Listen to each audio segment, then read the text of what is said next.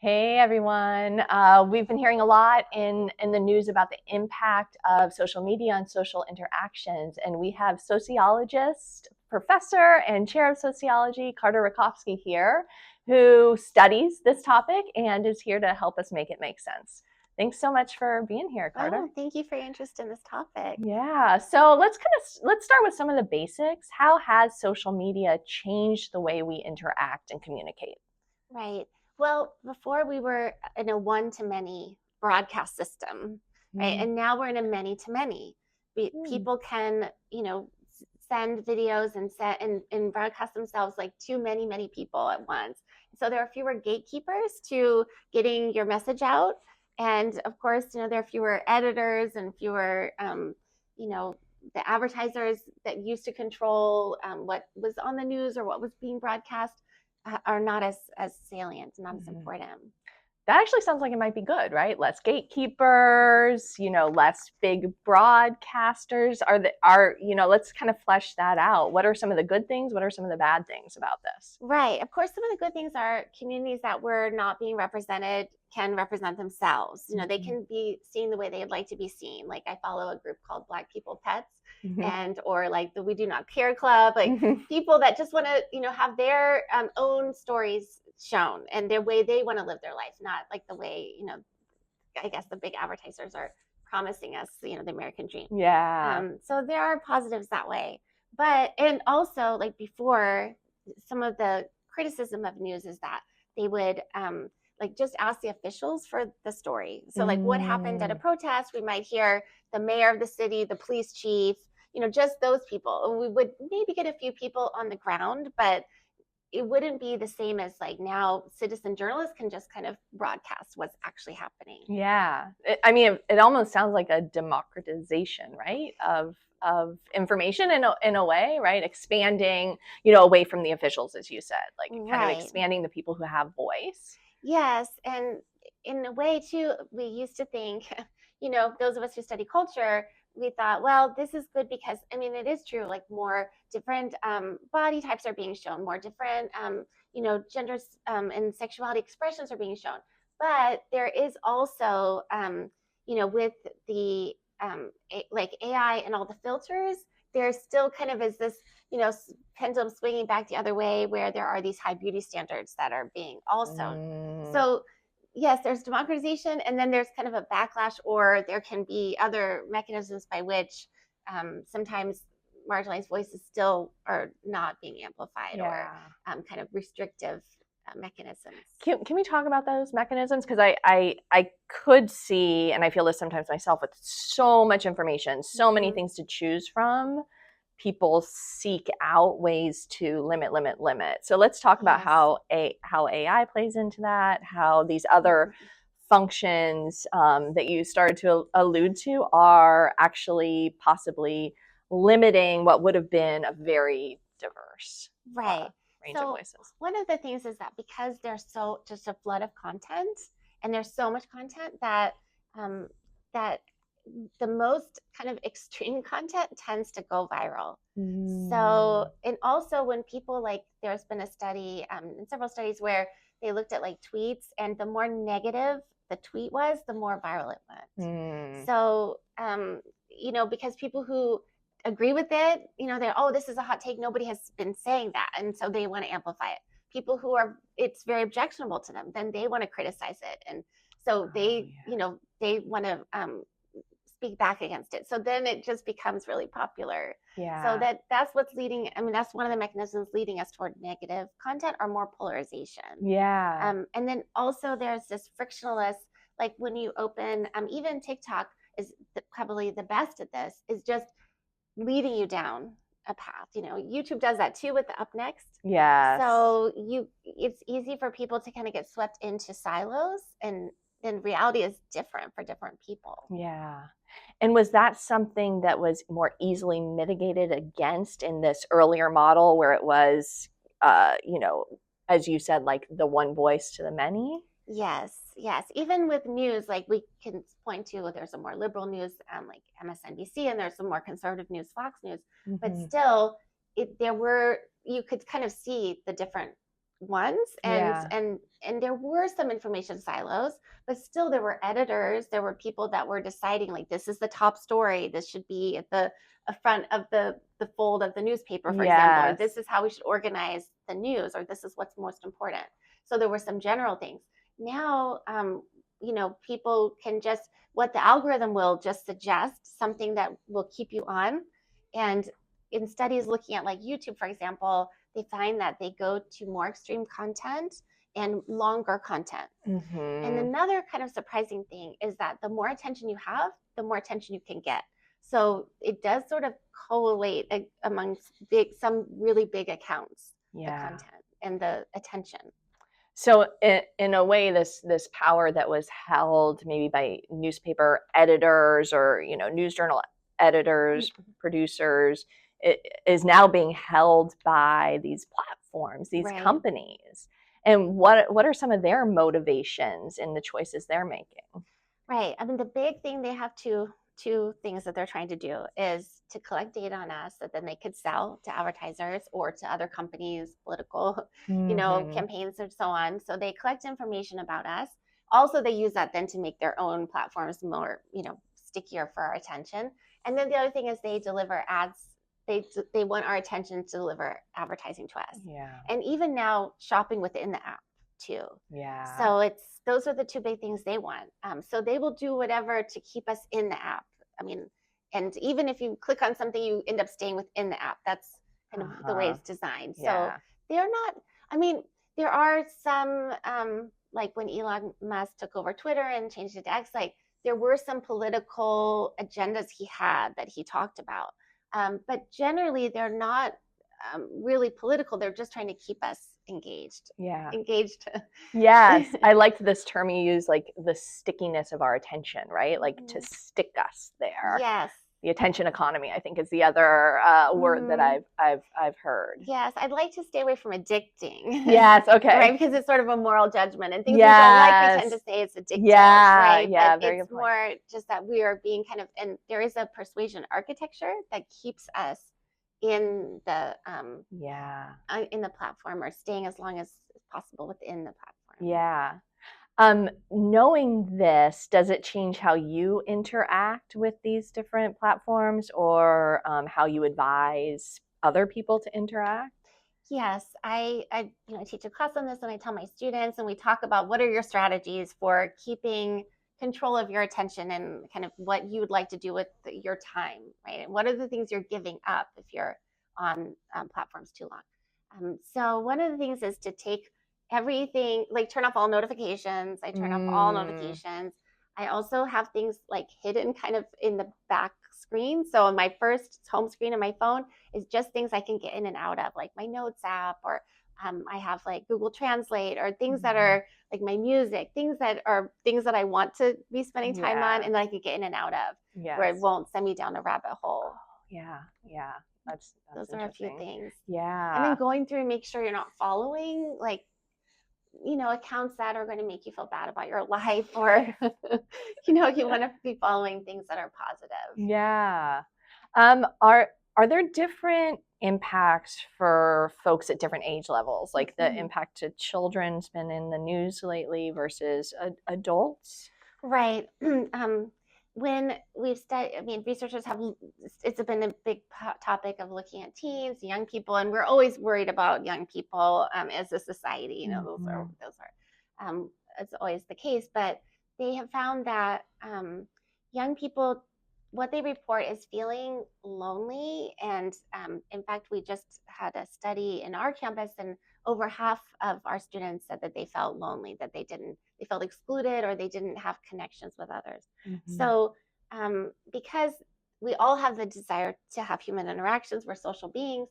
So when the social media platform is kind of giving us the illusion of sociality, and we can, like, one example is streaks. You know about streaks? No, I don't.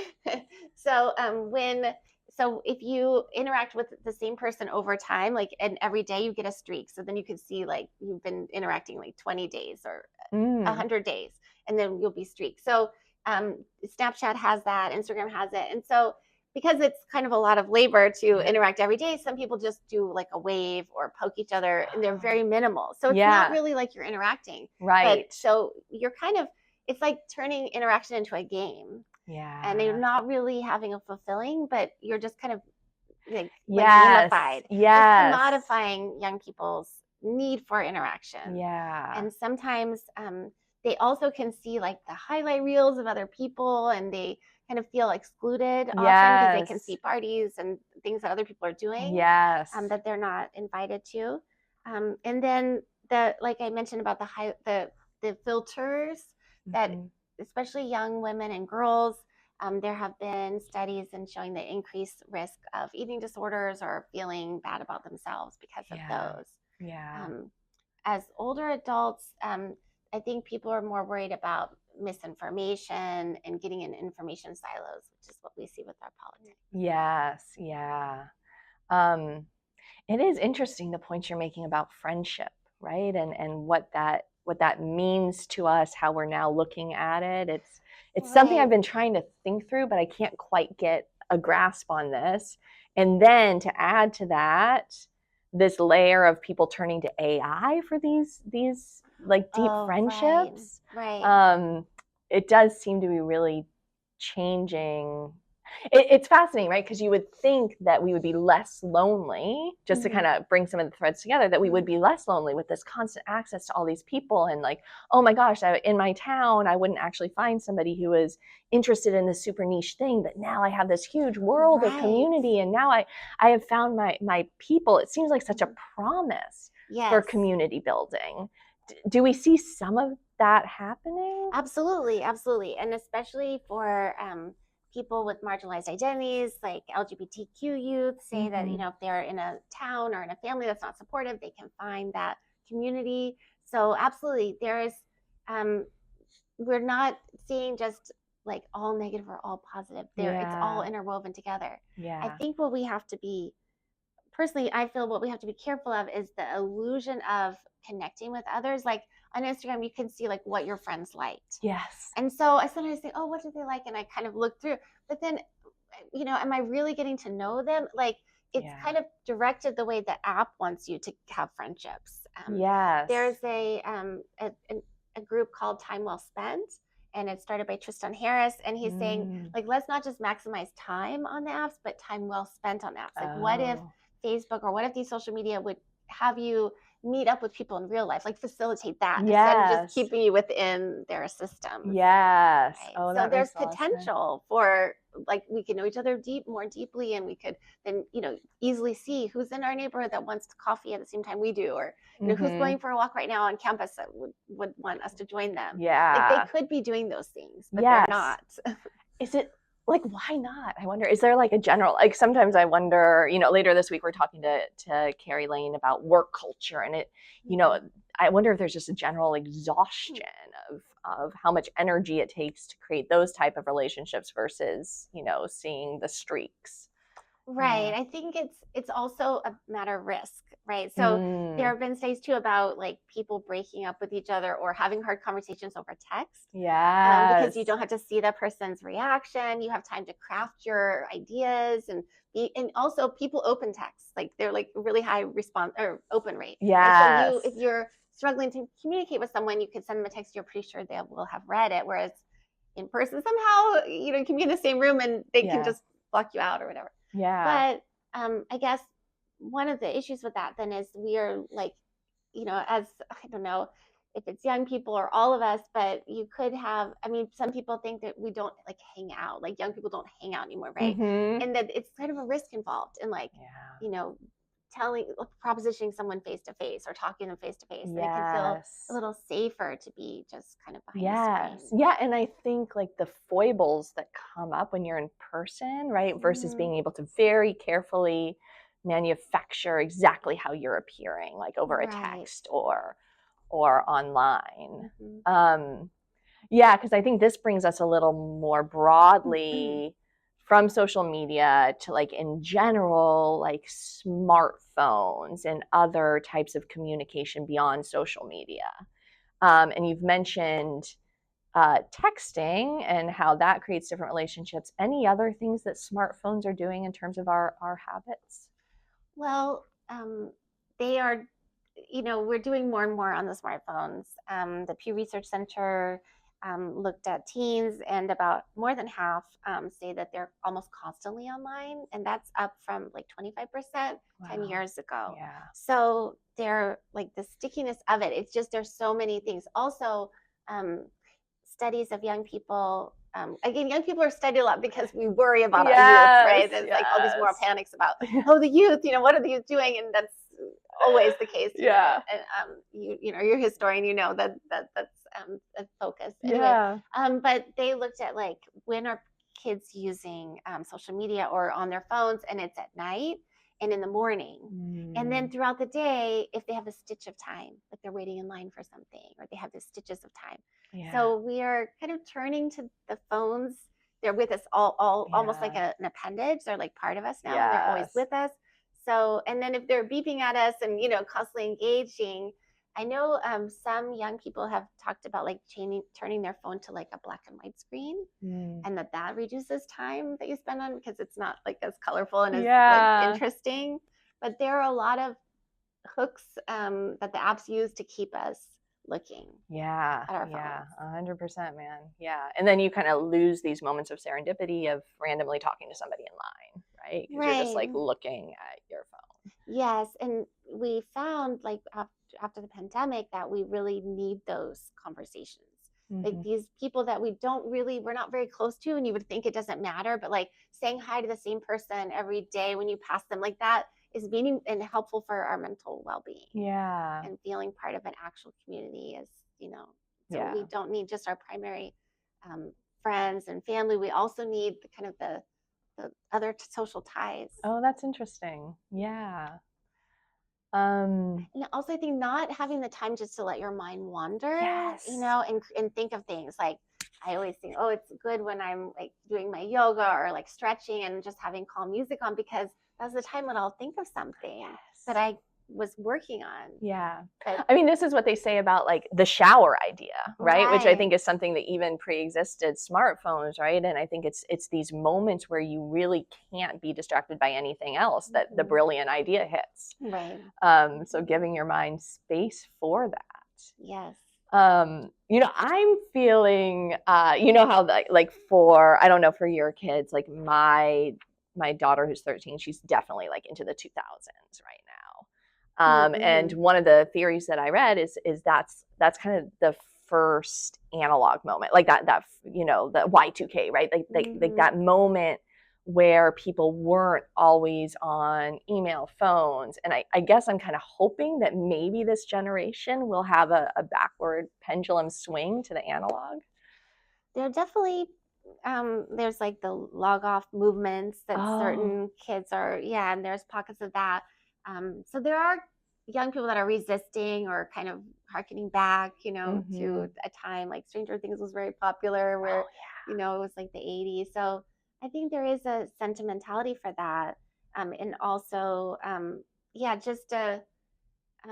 there is more awareness among young people. And my students, when I talk to them, they're worried about their younger siblings. They're like, everybody's kind of like, I was, kind of lucky that I didn't have that all the time. And they see it kind of getting worse and worse from their perspective. Yes. Yeah. No, it's so funny. Like that point is reminding me of this like glorious conversation I had with my daughter a few weeks ago, where we were taking a walk in nature, right? So it was nice. Like both of us were not like tied to the phone, and she was envisioning what her future parenting style would be. And like almost everything she said is like things I do, right? They have to eat all their food. They have to eat whatever we're eating for dinner. They have to read every night. But she actually said that she would be more restrictive with screen time than I was with my son and daughter. So I think, that concern of the like younger generation really came through in that conversation.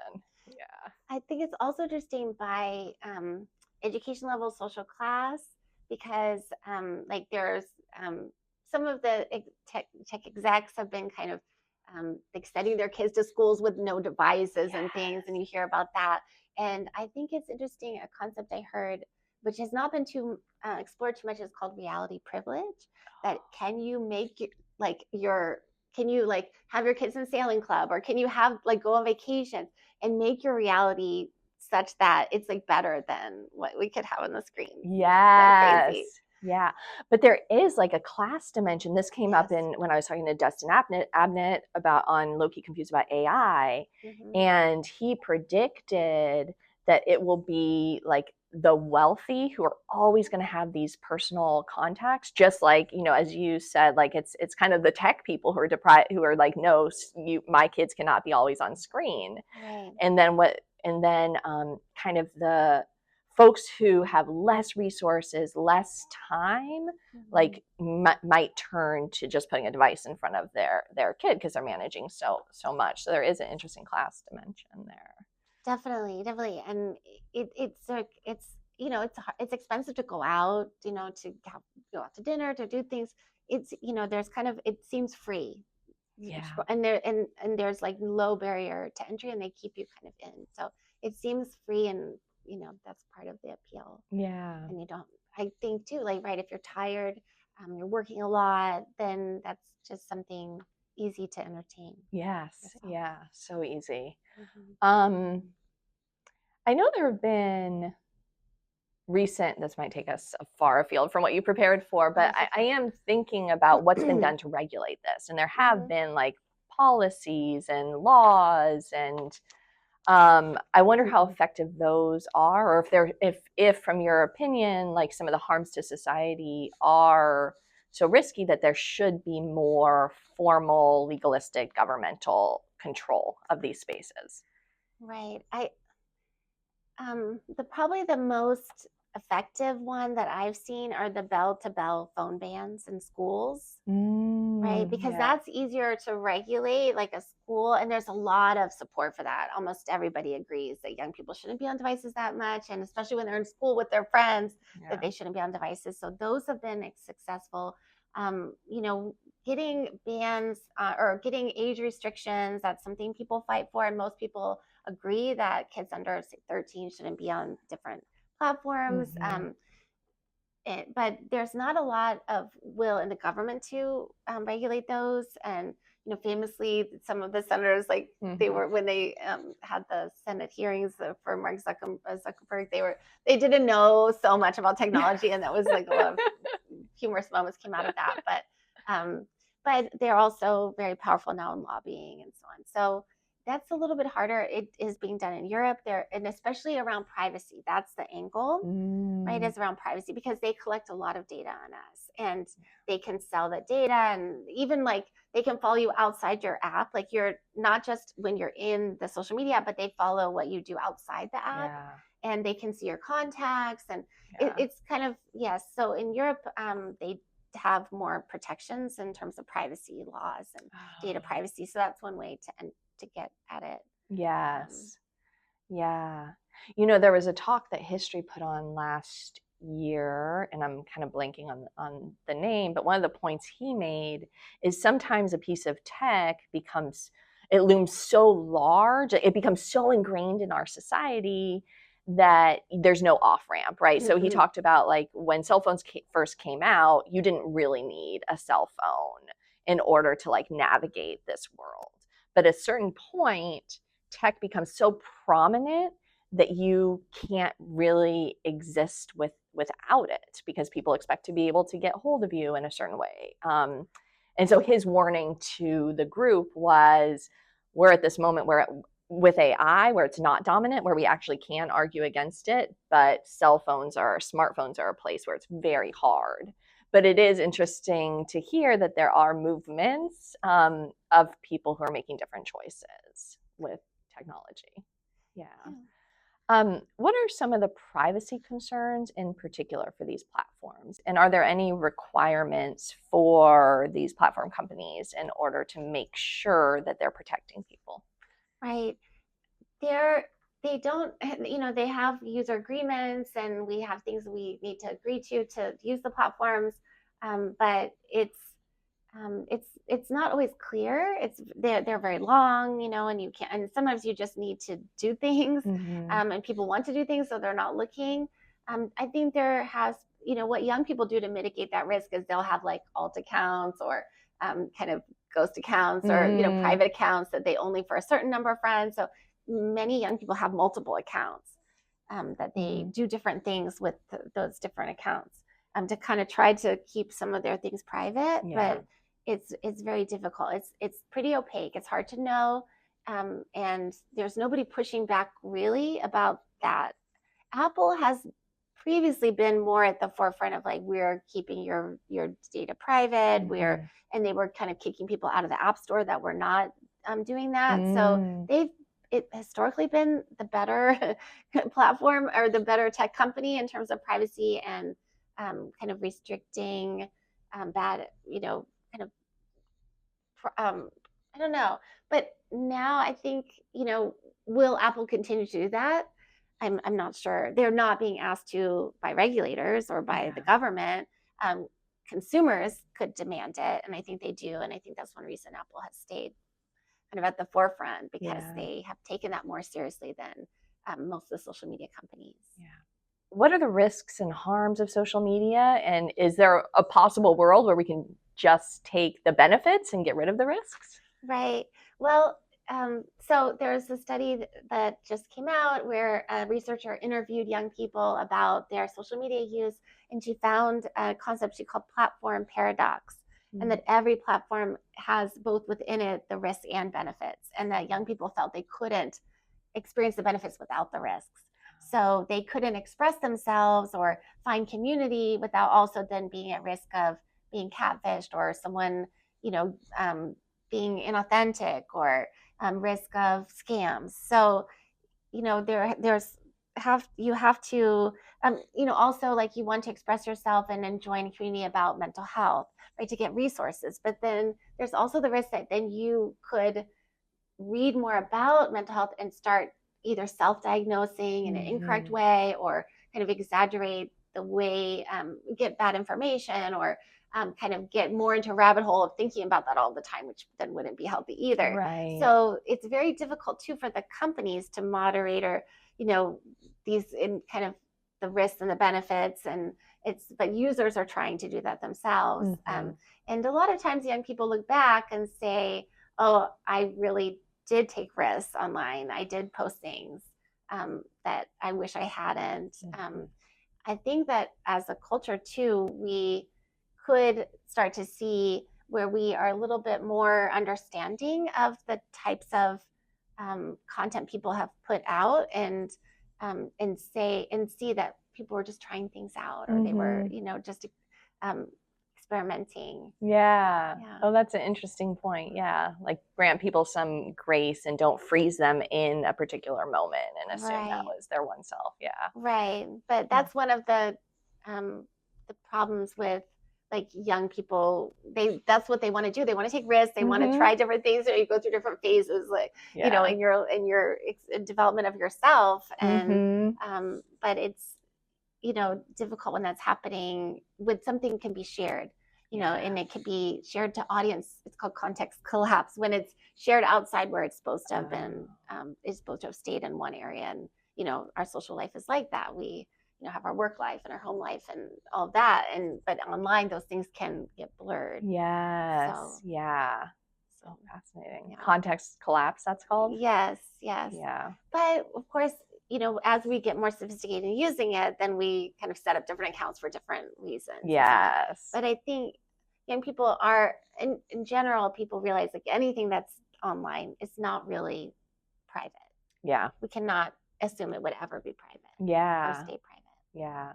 And it also is making the context collapse concept is also making me think about some of the cases we're seeing across higher education where a faculty member might, they intend to make a statement as a private citizen, but then that statement, that private identity is getting applied to their professional identity. And they're facing kind of employment risk because there's no distinct like professional private identity. So that concept of context collapse helps me think through that. And it also might explain why, more and more of our identities are politicized, right? Mm. So there's been like a kind of identity creep of, that before what political party you supported, that really just was a small part of your identity. Yeah. And now it's become more and more, a part of people's identities. Like when you think of like mask wearing during COVID, that became like a symbol of your political views. Yes. And when we see one of the studies that looked at online dating and profiles, and or even just making friends, and you kind of can go back and look at all of their social media and kind of decide, whether you want to be friends with that person. Yes. And that might be limiting because we're kind of excluding people from our social circle based on things that might not really matter in the day to day of friendship with a person or interacting with a person. Yeah. And so this has been seen as a problem, especially with online dating too, that like you're going by limited information. Mhm. And so you see something like, oh, they're following the Red Sox and I'm a Giants fan or something that really probably doesn't matter, but that's what you can see on their profile, and you would eliminate them, for example, for something. I mean, I don't think political identities are trivial. So maybe, you're making good choices, aligning with someone whose politics you agree with. But there has been a creep of like more and more things about your identity kind of have to fall in this particular way. Yes. And, I'm thinking, connecting to another point, one doesn't know if they liked the Red Sox because they really are a Red Sox fan, or maybe they just kind of like, there was a promotion like the Red Sox, right? So it's hard to differentiate the significance of these things. And so they're maybe given undue significance. Yes. Yeah. How has social media affected people's political behavior? Right. There have been a lot more people becoming politically engaged after doing something online. So it has actually increased political behavior. And so people might just have on their banner like, I voted, or they might follow a politician, or they might follow a social movement. There are a couple of risks of that. One is slacktivism, they call it, which is like activism just online. And so you could be kind of preaching to the choir, right? You're saying that your political views, but you're only sharing it with other people who already agree with you. So that's not, and then it could be, you could feel like you're doing something, but you're really just letting off steam and not really activating social change. So the antidote to that is showing up in person to events and with communities. So it's and it can be great for organizing political movements, and it can be great. And another thing it's great at is helping us see our collective interests. You can see, oh, that's not just a personal problem. Other people have been experiencing that, right? So we can connect those events, like an instance of police brutality. We might then, that could just be an isolated story, but if we start sharing it under hashtag Black Lives Matter, then we realize, oh, there's a lot of those, right? So it's a way to see and form political identities. The best use of it is to get it offline and online, to use the online to connect to people and be offline with them, and also to connect local to global struggles. Great. One thing Amelia and I have talked about is the coexistence of the desire for like the 30-second clip with the people following podcasts week after week, like these 1 hour or two-hour podcasts, or these YouTube channels, or these very immersive TV shows. So what do you make of that, these things coexisting? I think it's again, we want to hear something unscripted a bit. We want to hear something confessional. We want to hear what people really think. And so it's when you have those longer conversations, people feel like they're getting to really understand something. It's not being edited out. So there's a desire for authenticity. Right? That's a big one. So how did you become a sociologist? I just took a class on Kurt Vonnegut, actually. It was the sociology of Kurt Vonnegut. Ooh, like as an undergrad? Yes, as an undergrad. That was my first one. Because he really talks about inequality a lot, and kind of the absurdity of like who gets paid so much money and who doesn't, and just all of the absurd things around social norms. So that was my first class. And I think that I also became a sociologist because I grew up in a quite progressive family, but I went to a Baptist school. It was the Evangelical Southern Baptist School. And so, for example, Halloween, like at my school, was forbidden, absolutely Mm. forbidden. Like Halloween was just, witches and the devil. But at home, I saw that like we went trick or treating, and so I think seeing the way social norms really dictated people's reality and how they Yeah. behaved had a big influence on me. Oh, fascinating. Remind me, what state did you grow up in? Florida. Oh, wow. So you that sparked an interest, and were you a sociology major as an undergrad? Yes, I double major sociology and math. Oh. And then I went on to PhD in sociology and my master's in math from math department. So, Wow. yeah, I always liked both, kind of the puzzles and solving the puzzles of math, and then I liked understanding people's behaviors. Yeah. Oh, what a great combo. And what are the major areas that you study? I study sociology of work and occupations, and also more recently, social media has been my interest. But before that was like direct care workers and how they navigate like their workplace. How can we make low-wage workers working conditions better? Yeah. How can we respect and recognize direct care workers? That was my previous research. Yeah. And if our audience wants to learn more from you in the classroom, what do you teach when you're not chair? I teach Sociology 201 is social media and social interaction. And also I teach a class on drugs, the American drug scene. Yeah. Is the social media class still being taught while you are being chair? Okay. Yes. In fact, one of my former students who did her thesis on X and abortion rights activists on social media, she's teaching a section, and we have a lot of great faculty teaching social media right now. Wonderful. Yeah, we have an online and in person. Well, thank you so much for being here and giving us a sociologist's view of social media and changes to interaction and communication. Thanks for having me.